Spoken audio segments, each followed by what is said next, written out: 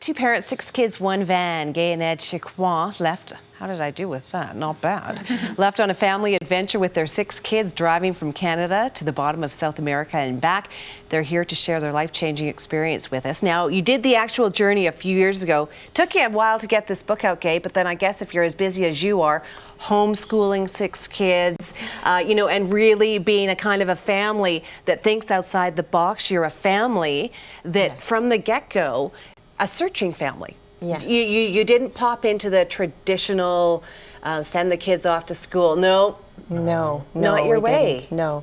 Ed was working in the clinic a lot of the time, and when it came to time for the kids to go to school, Tanya would go to school during the day, and Ed would be at work in the evening, and there'd be a whole week go by and she wouldn't see her father, and so school kind of destroyed our family life. So it was a way for us to have a family, to homeschool them.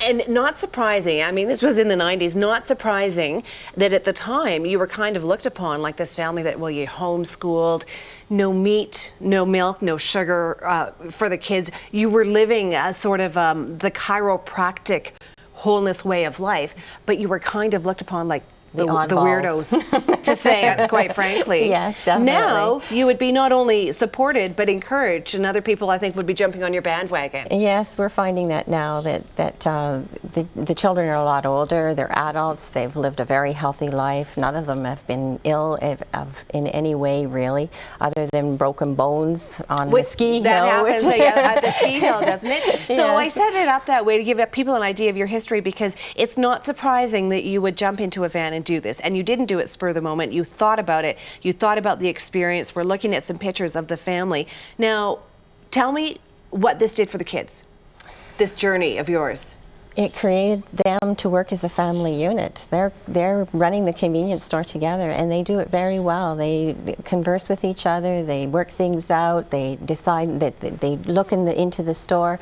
They see what they want to do, and they execute it. And they do it together with very little conflict. So the family unit not only survived, Ed, but thrived. Yes, not only with this journey, but with your view of life, your family view of life. Yes, it created a strong bond among them that would never have been possible without this trip. If they had all been going to school like traditional people, most people do, we would never have the bond that we have and the relationship that we have today.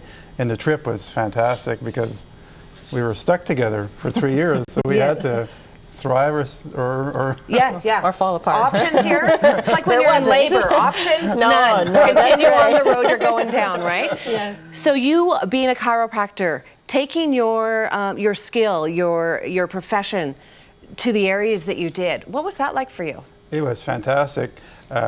First arriving, and we flew to Caracas, Venezuela, and we shipped the van from Miami and then right from the get-go, I started.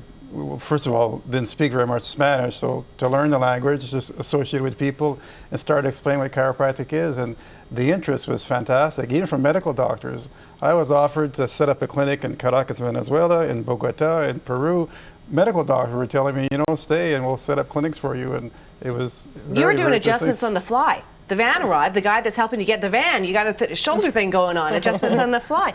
We take so many things for granted in our way of life, don't we? And chiropractic care being one of those things, but so many things for granted that your family found out are not for granted in different cultures. Oh, definitely, yes. That's a wonderful eye-opening experience. That's a great gift to give your children, isn't it? Yes. They know now that how they live in Canada, they're very privileged young people, and that they have a lot of advantages that a lot of the rest of the world don't have, and they appreciate it. And that's a wonderful gift that you as parents have given them. So, do you want to meet Gaye and Ed? They've got stories out the yin-yang that they can tell you about. Chapters Indigo on McLeod in the Southwest. That goes tomorrow between 1 and 5.